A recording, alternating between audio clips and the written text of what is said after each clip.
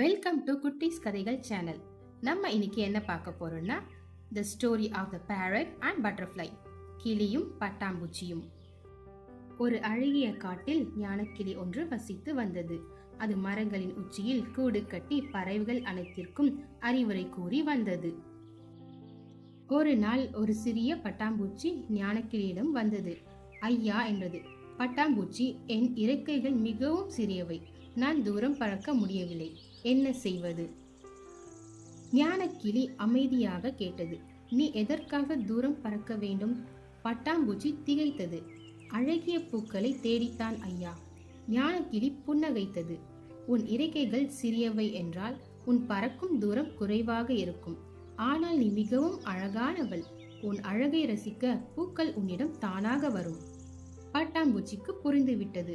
அதன் தன் அழகை மெருகேற்றிக் கொண்டு மகிழ்ச்சியுடன் பறந்தது.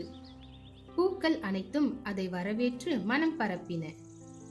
இந்த கதையின் கருத்து: ஒவ்வொருவரும் தனித்துவமானவர்கள்.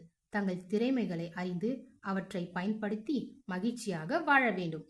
இந்த ஸ்டோரி உங்களுக்கு பிடிச்சிருந்துச்சுன்னா லைக் பண்ணுங்க, ஷேர் பண்ணுங்க. மேலும் இந்த மாதிரி கதைகளுக்காக இந்த சேனலை சப்ஸ்கிரைப் பண்ணிக்கோங்க. தேங்க்ஸ் ஃபார் வாட்சிங். Bye bye.